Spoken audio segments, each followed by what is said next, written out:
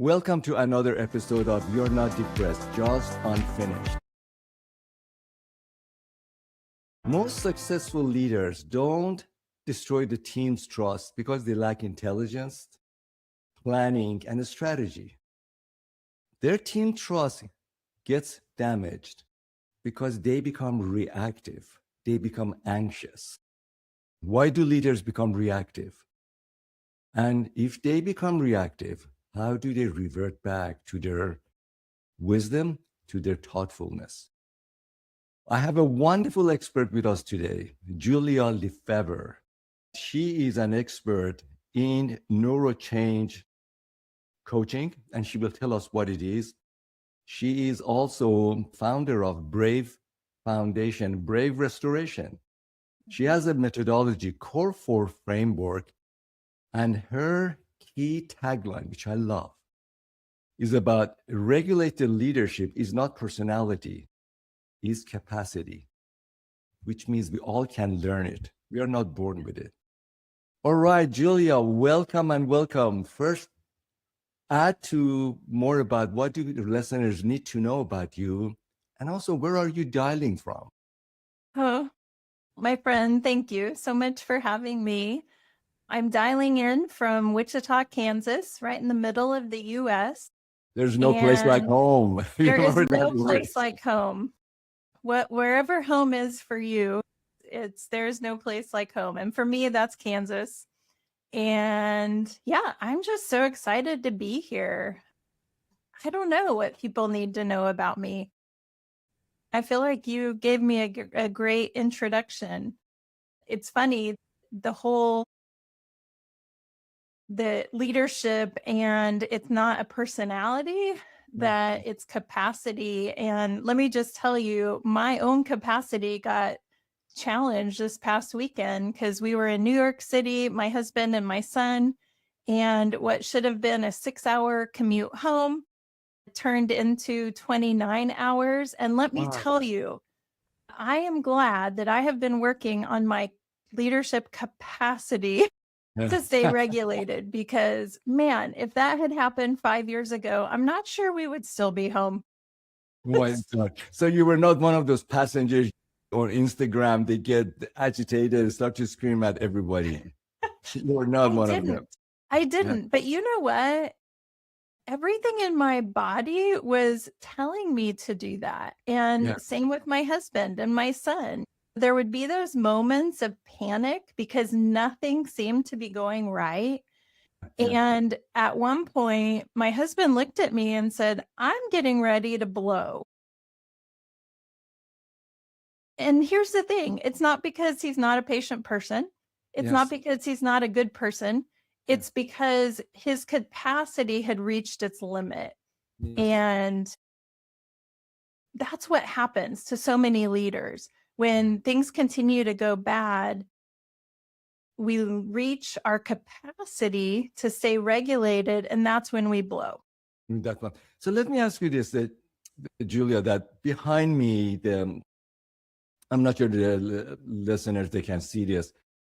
There are many books about leadership. They're all about the skills, teamwork, the strategy, communication, delegation, and so on. What you're talking about is a different dimension of leadership, about capacity of regulation. What does that mean? And why, second question, why there are so few resources about that, about learn a skill so you can do the work, but there's skill about you being, the way of your being. Why there's so little about it? Yeah. It's such a good question. And the reason there's so little about it is because what we're learning about capacity from a neurological standpoint is coming from new research. As recent as 2015, they're just starting to realize more and more about what our brains need and how our brains work. And with much about the research world, the people doing the research are pretty removed from those who are trying to do the applied work.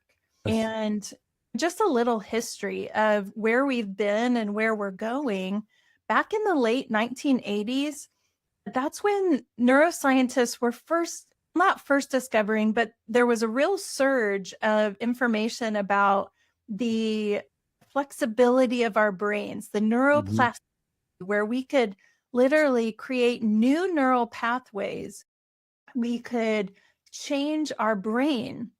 Yeah. This is also during the time where communication was speeding up. And so the cognitive behavioral movement really took off.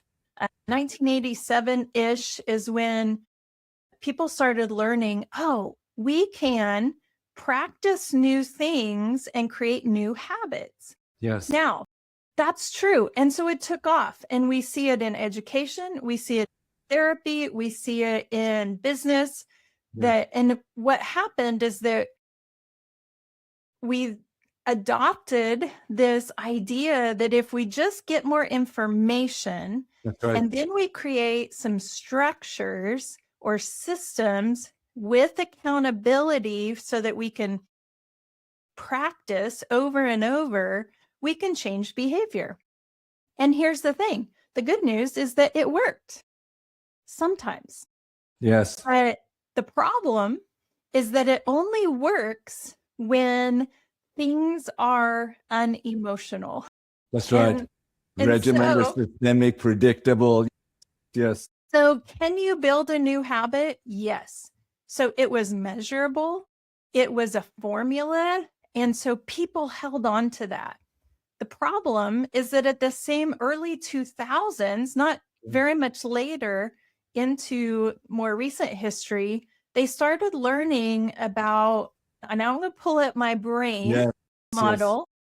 So they started learning that, okay, our brain works from the bottom up, not the top down.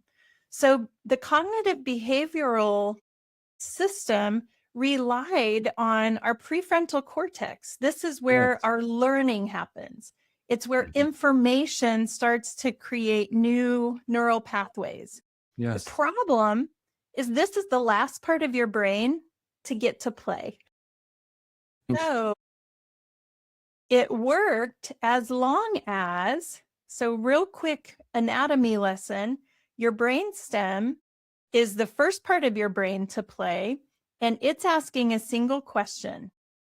How do I keep you alive physically? Yes. So it's going to make sure that we have everything we need. We're breathing, we're hungry, we have food, we have water. It keeps our organs going. So for most of us, most of the time, that's happy. And so it sends the information on up to our limbic system. This is where the amygdala is, the hippocampus, and this is the emotional processing system. Yes. This part of our brain is asking, how can I keep you physically alive? Yeah. This part of your brain now is concerned with, how are you doing? Or is this life or death relationally? Yes. So we're moving into that realm of human belonging. Just relationally in relation to others. Yes. Absolutely. And here's the thing. When we say, what are the core human needs? We need food, water, shelter, safety, right? There's actually a fifth. And that is our relational need to belong somewhere, to matter. They know that this is, let me back up.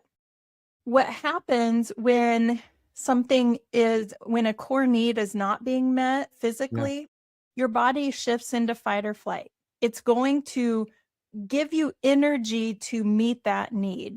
Yes. That same thing happens when there's a relational threat.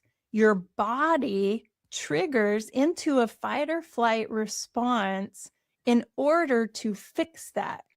Because it is just as important to your brain that you matter, that you're connected, as it is that you have food and water. That's right. That's right. So, and now, then, yes. Go ahead. I love this source. I'm a science geek. I'm just thinking, this is so cool. I hope listeners actually go on YouTube and see this. So all of this happened at millisecond, correct? Very fast. Yes. All of this in the yellow and green is happening without us even knowing, without us Yeah. thinking, without any decisions being made. So even today, I was reading through some LinkedIn posts and people were talking about making a decision to stay regulated. So now here's back to your original question. What is capacity? What does that mean? Having capacity means that this part of your brain knows that it will be okay to, even if there's a relational threat, but it has so many other confirmed relationships that Yes. one threat is not going to flip it into Yeah. the fight or flight response. Capacity is Capacity. staying regulated even in the face of a relational threat. So this is key because early in my career, I worked for a wonderful leader whom I learned a lot. But he was basically those leaders who pound the table. He would group of us, he'd go like a dozen of us that he would to the meeting, the slightest thing, he would get agitated, pound the table, name calling, really a lot of pressure. So it was a culture of fear, culture of distrust. And I know that leader is not anomaly. I'm sure there are a lot of leaders, even going on LinkedIn, people talk about bad bosses. So he was a wonderful boss, but he was constantly dysregulated. So Yeah. what was happening with him? So, what was happening is that this wasn't an issue of physical needs not being met. Yeah. There was something that was happening in a situation where his success as Yeah. a boss was tied to his internal feeling of, I'm going to be wanted here. If Yes. I fail as a boss, so if an initiative fails, then Yes. they're not going to want me. So now we're not talking about the issue, about the business. We're talking about his need to be wanted. So work issues, in other words, work challenges, which everywhere exist, it became an issue, as you mentioned, that am I a good boss? Do they want me? Do I matter? And then, Exactly. and the way he would bring agitation, with agitation, more or less, he was going to micromanaging, guiding us, that lack of trust. He just said, as long as we did it his way, it was the good way. And Because so we he was able to then control the outcome more and make control. sure it Yes, got done so that people would want him. See, that's look, right. this is how I am wanted. I will do that. So what happened in our team, we all noticed that when he himself got feedback from his own manager that the team produced less. We just went to deliver the work that he wanted versus going above and beyond. We were hesitant to go above and beyond because we thought he would not like it. So it became a very get the work done type of a team because we didn't want to be yelled at and criticized. But at the same time, there were so much more we could have done. He could have been a stellar leader and he couldn't do that. So the Yeah. second question, what could we have done? Because I think of him now, we are years later, we are friends, we are buddies. Every now and then Yeah. we go and have a drink. What could we have done either to support him or he himself to stay regulated? Yeah. One thing I want to point out is that you guys didn't want to speak up or push against it because Yes. then that would mean that he doesn't want you. And so Right. now his dysregulation or lack of capacity is now exposing the team's lack of capacity because we don't want him to not want us. So Yes. we're just going to please him however it takes. And Yes. to your question of what could you have done, and really this is anyone. Most of the work I do, the ideal is working with that leader Yeah. and helping them recognize and build their capacity, which we'll talk about that later. But in the moment, what you could have done really relates to what he needed. What he So needed, yes. what he needed. So this part of our brain needs food, water, shelter, safety, right? That's just what it needs. Yes. This wasn't an issue of that. What he needed was to be wanted. He needed a safe relationship to be freaked out. And so Yeah. what could have helped him was to be able to just help him to if I were in that room and he Yeah. gets freaked out, I'd say, "Man, boss, this is frustrating, isn't it? And I imagine you feel like you're going to get the can because we didn't do XYZ. So now all of a sudden, I'm bringing to light, I'm speaking out what's really happening. Yes. And then what would really help is to connect to how he is feeling. Yes. Man, Yeah. I bet this is just freaking you out. Yeah.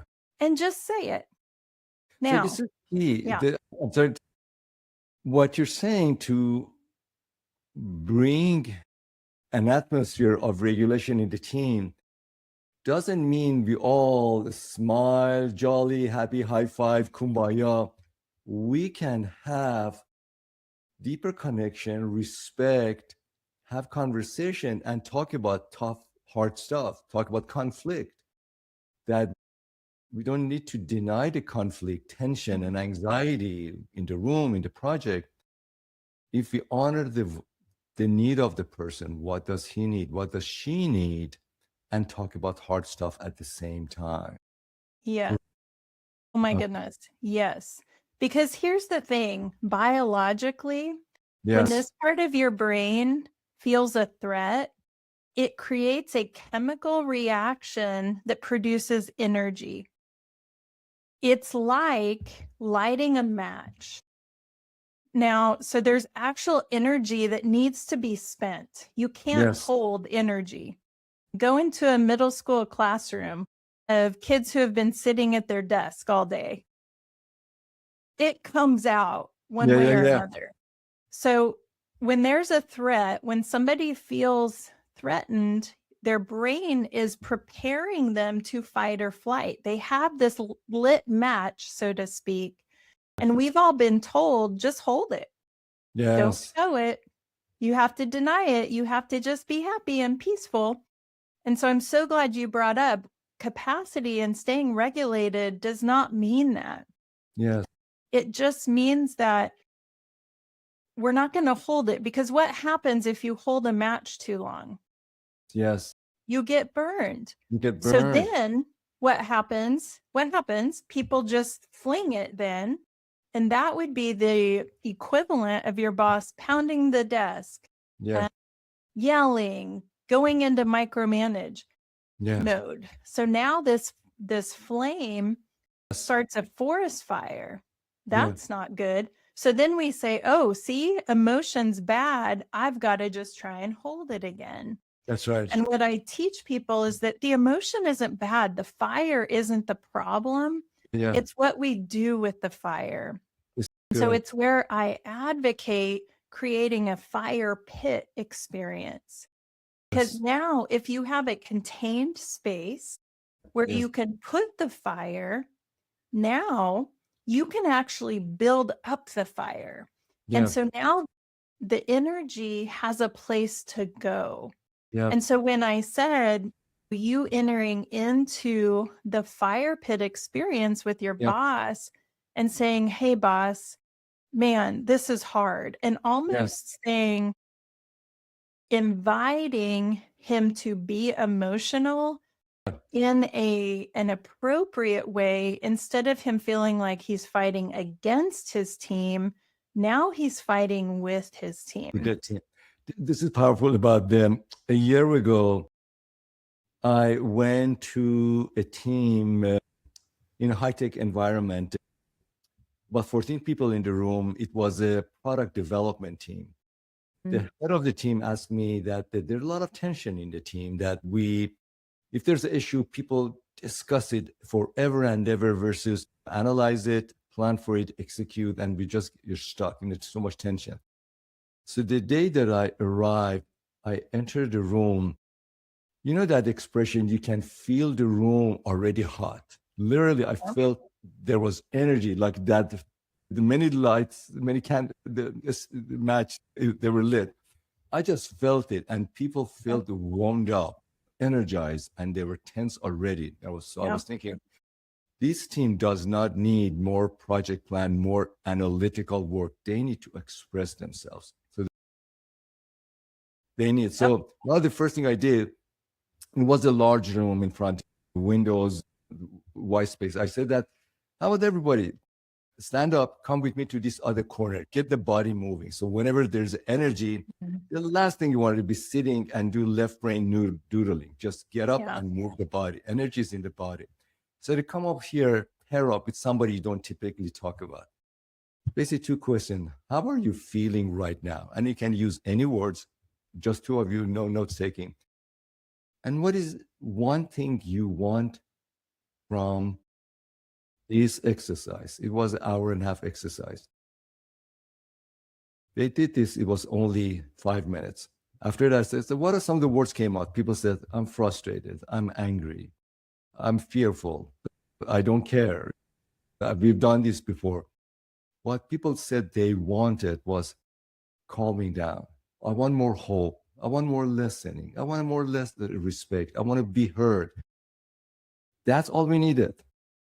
And it became just people express themselves, and I could literally feel the room calm down. People had eye contact, their bodies were calm, they were breathing. And I was thinking that this wasn't rocket science. This was a team that was already dysregulated, and they were feeding off of each other. Yeah. They needed to express themselves so they can go do their left brain analytical work. This is what you talk about, correct? This is it. You were helping them to receive what they needed. Yes. It's not rocket science, it's neuroscience. That's right. Let me ask you a question. The term dysregulated, so the fact is I use it all the time. I'm going to be honest with you, I hate it because it just looks so nebulous.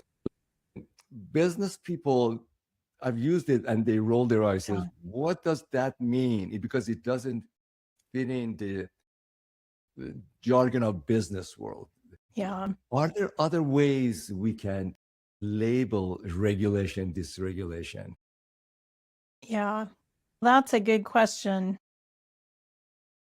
I think one of the things that helps me, and when I work with executives who are really resistant, they're like, that's not my problem. They need to figure that out. That's their own emotional stuff. I don't deal with emotions. And I would just say it means the more positive spin of it is they are not experiencing psychological safety. Yes. And it's the absence of relational safety. They don't feel safe. And a lot of my job is educating. So my education background comes in handy, but educating leaders that you cannot care or not want to deal with emotions.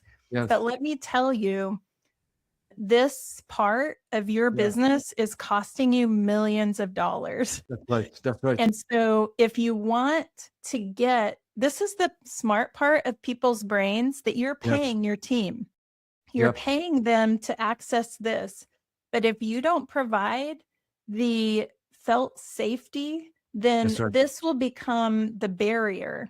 I tell people this is like the gas tank is like the rocket fuel for your smart brain.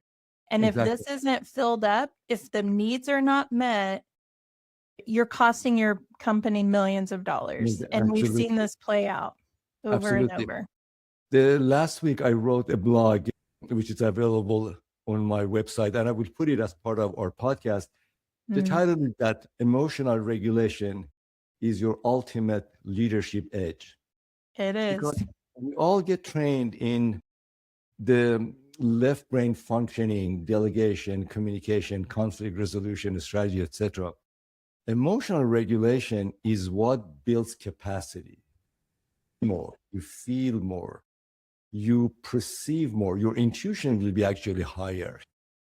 And it's untapped, to your point, capability. Many leaders don't know how they have it. You already have it.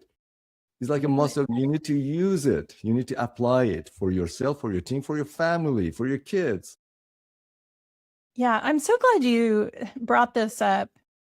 We have the capacity in some ways, but it's okay. So a year and a half ago, I had surgery on my ankle. I had to be non-weight bearing for 12 weeks. Wow. Guess what happened to the muscles in my leg that I had? They atrophied. They were not, they shrunk to almost half the size. It was incredible how quickly, because I wasn't using it. Here's what's funny. This part of your brain, if it feels a relational threat, it's going to tell you, just like my doctor told me, you can't use it. Don't go there again. If that didn't feel good, if you did speak up to your boss and he yelled at you, that didn't feel good. Don't ever do that again. You learn that. And so what ends up happening is that our brain thinks it's protecting us, which it does for the short term. But what ends up happening is that capacity muscle, so to speak, atrophies, because what builds capacity is doing the thing that feels scary. And that's why so many of us lack the capacity to do hard things, because we've just avoided them. That's right. And so it's one of those things that the good news is we can build capacity. I've seen it happen in my own life and in lots of leaders that I've worked with. And it's not easy. It's not a walk in the park, because it's leaning in to do the things that feel scary and that your brain is saying, run away or fight. You mentioned a key point here. Actually, you mentioned many key points here. And this is what my client asked me. So, Ardeshir, that's great regulation. So I go tomorrow in my meetings and I will ask me, so what do I say so that I can create an environment of listening, calmness, regulation? And gently I tell them, it's less about what you say, it's about how you show up. The context by how fast you speak, quality of your eye contact, quality of your listening, quality of when you ask a question. Are you really asking a question, or are you just going through the motion and you want people, come on, give it to me quickly? Or what do you do when somebody says something and doesn't match your perspective, or simply you dislike it? What do you say? So because people pick that up, I say those. And the other thing I say, and I love to hear your perspective, if you go to the room and you're anxious, shallow breathing, your body's tense, your shoulders are tight, that people see that body reads body faster than people follow the language. So Julia, from your experience, how can a leader, and it can be a spouse, can be a teacher, how do they show up in their entire being and create a sense of invitation? I'm calm, I'm cool, and we can have that sense. What do you see working? Yeah, that's such a good question. And really, it comes back to, first of all, you cannot fake capacity. Yes. You cannot fake regulation. I love And that. so You can love it's it. not a script. You can't. And so I love that you tell people it's not so much what you say, it's how you show up. And so I'm going to bring us back to the brain. The way you can choosing happens up here, is to make sure all of your needs are met first. So really practically, if you're not sleeping if you're not eating, if you're not drinking, if you don't have safe spaces. This last weekend when we had no sleep for 30 hours, 29 hours it flying, was yes. challenging to stay regulated because even our body was screaming at us. So first of all, you've got to take care of yourself. Second of all, now we take care of our physical selves. You've got to take care of your relational self. Yeah. This means that you have to fill your tank before you can come and provide an emotional anchor for your team. Yeah. You have to make sure that this part of your brain is convinced you matter. That happens through authentic, intentional, relational interactions with people over a period of time. Relationship interactions with people over time. Because it's the experience. One of the things that the neuroscience is opening a door on that's different from the 1980s is that this part of your brain, let me back up. This part changes with information. Information does help, but this part of your brain changes with experience. It's an experience that taught you when to be on guard, when to get triggered. It's a new experience that confirms or tells your brain it's going to be okay. So for me, my part of my story back in 2020, I was working in an organization that had some major issues, and I had issues. I was contributing to some of those issues. And so what ended up happening is I developed debilitating anxiety. I couldn't think straight because my brain was stuck in fight or flight. I had adrenaline coursing through my body constantly. All of my brain energy was directed to keeping me safe relationally, which meant I was trying to write my doctoral thesis and I couldn't. I still haven't gone back to it. Someday I might, but I couldn't think. And so what ended up changing, I tried everything. I tried 3 therapists. I hired a spiritual director, started doing yoga, meditation, changed my diet, and started meds. And guess what? Nothing helped. It might have taken it from off the charts to a 9, but I thought, I can't live life like this. Yeah. It was only when I reconnected with one of my professors from my program that had introduced NeuroChange. I worked with him for a year, every week. So I met with him over 50 times. And in that year, we were he was providing new experiences that were rewiring. What kind of experiences? What were some of those experiences? I'll never forget one of the most powerful ones. It was about 3 months in, and I was asking him, okay, his name was Scott. Okay, Scott, tell me, what are the things about me that you don't like? Because part of the premise is that I was a people pleaser, and I needed to know that there were things that people didn't like about me and it'd be okay. And that they weren't rejecting me because of those. So he tells me a couple of things. I say too many words. I want it to be my way or the highway. I can kind of come across as a know-it-all. I'm a firstborn daughter, type A, and I'm like, okay. I took a deep breath and he looked at me and he said, wait a minute. You're going to work on changing those things, aren't you? I'm like, yeah. That's good. And then he said something that I will never forget, and I still feel it in my body. And he said, Julia, I don't need you to change those things. I love spending time with you. even when you come across as a know-it-all. Yeah. And my body, I still feel it right now, Ardeshir. It's my whole life, I had lived with the assumption, the core belief that I had to be perfect. I Yeah. had to make people happy Yeah. for them to want me. Yeah. And in that moment, now if somebody that I didn't know had told me that, I'd be Yeah. like, "Oh, that was nice."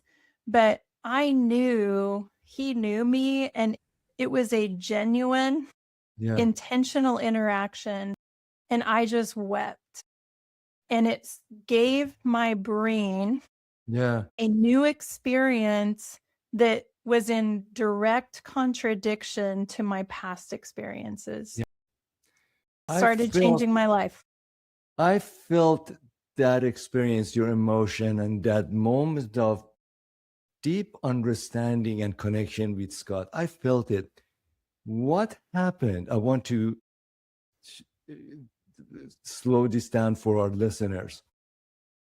So much in our lives, and I grew up like that, that I had to be this way to be loved. What Scott said, you're already loved. I want to be with you. You're already good. You're already at the table. But there are few things that you can work on that will be better, helpful, but that doesn't take away from your greatness, for your magnificence, from the love and attention you already have, and I have it for you. It's basically, you're good. You can work on those versus all the things you need to do. Then you may get the attention and the love, and you may not. That is the significant reframing that applies to parenting, that applies to team, relationships. That is That the profound. relational connection is not dependent on my performance. That's right. That's The right. connection and acceptance of me as a person is non-negotiable. That's right. That's right. So, yeah. Go ahead. You finish your thought. I was just going to say some people in the workplace are like, yeah, but how do I set boundaries if people aren't performing? And How do you do that? Yeah, go ahead. Answer and that. so this is where we have combined performance and relational connection where it needs to stay separate. I can have a hard conversation, or I can even fire someone. I can terminate someone and still have a relational connection. I can still value them as a person. In fact, I can value them even more by being honest with them and saying, hey, I think you have more in you, or hey, this is not a good place for you. That's right. And you matter to me. And so I want to help you in your journey to find the place where it's a better fit. Yeah. Yeah. And I will be here. I'm not going to pull away from you relationally. Our workplace is our relationship doesn't have anything to do with your production. Our working relationship does, because at the end of the day, if you're getting paid to do a job, you have to do it. That's right. But we can have this more of an integrated approach to people, that we can value them as a person. I can speak kindly to them. I can care for them. I can even say, I know this is really hard for you, and I hate that. So see, I'm connecting with the emotion. I'm giving them what they need. I'm seeing the pain that they're in. And you see the greatness in in a lot of different dimensions, but it's not what this job needs. Absolutely. Yeah, this is wonderful. Julia, you mentioned in your work core 4 framework. That sounds very smart and very jazzy. What is it as part of your work? When I was in school, they were using a lot of the psychology terms like attachment, separation. authority. And I was like, the business world is not going to understand that. And so basically, I just developed this core 4 framework that essentially there are 4 areas of our, or 4 types of experiences that fill up this gas tank of our brain. And I call those the core 4. The first one is your capacity for connection. That should make sense after listening. If people have listened this whole time, at the end of the day, as a coach, I'm looking at what is your capacity to connect to people in an intentional, authentic, genuine way, because that's what people need. As a leader, if your capacity to connect is low, then everything else, you are going to struggle mightily to create a safe space for your team. The foundation of capacity It's to the connect. foundation. Nice. And the good news is that it's okay if you don't. And what I love about this framework and what neuroscience and psychology have both contributed to this is that it's not your fault. Because remember, it's your past experiences that have shaped you. You can't change what was done to you, but the beauty is that we can take responsibility now and change what will be done, what we will allow. And so that's what I work with leaders to help them lean into those relational connections, those intentional, repeated interactions that in the past have felt threatening. And we rewire the neurology so that it's not as scary. And in fact, it actually meets their need more than being self-protective. That's right. So let me ask you a question. First of all, I'm so immersed in our conversation. I'm thinking, I want to have you back here again and again. So people are listening to our conversation. They show up as they are in different states of regulation. And regulation for our listeners is not binary. You have it, you don't have it. It's a continuum. Absolutely. That from very low to very high. So we are all somewhere on that continuum. So people are listening and they want to say, ooh, I'm intrigued. I want to learn more. I want to be more. What do they do to move further about regulation? What is helpful to them right now? Yeah. So right now, I tell people the starting point is to build your fire pit. Invite safe people into this journey with you. This is not something you can do by yourself. In fact, this is safe people versus the people who are criticize you, people, naysayers, like you need the right people to be around you. And in some ways, I've even started shifting away from the idea of safe, because at the end of the day, we're all in process, and there are going to be times where even I'm not safe for somebody because I'm dealing with my stuff. And so I've even started shifting to more brave language. Find brave people who are willing to journey with you, because there will be times where you get hurt. But let me tell you, it's those opportunities that present even a greater opportunity to grow. It's when you go to the gym and you hit your max and you can't keep lifting that gives you the knowledge, the understanding of, okay, what's weak and what do I need to keep growing? And let's keep doing this. It's how resilience is created. Julia, I love the term find brave people. In fact, when I will post our both audio and video, which will be on Spotify, on Apple Podcast, on YouTube, and different platforms, I will name it Find Brave People. It is cool because that's what we need. That's what we need, our people. So where do people find you? You can find me on LinkedIn, Julia LeFevre. You can find me at my website, www.braverestoration.org. If you go there, you can sign up for a free weekly newsletter where I send out insights like this every week to your inbox. And you can even sign up for DM me, and I'd love to have a personal conversation with you and see.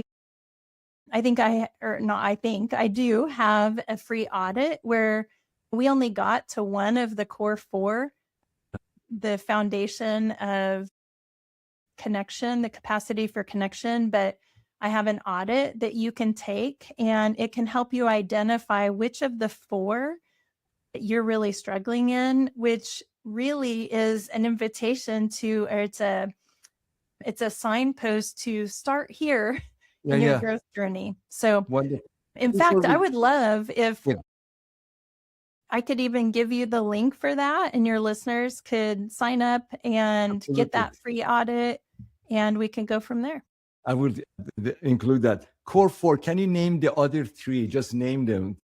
Yes. So core capacity of connection, definition, knowing who you are and who you are not.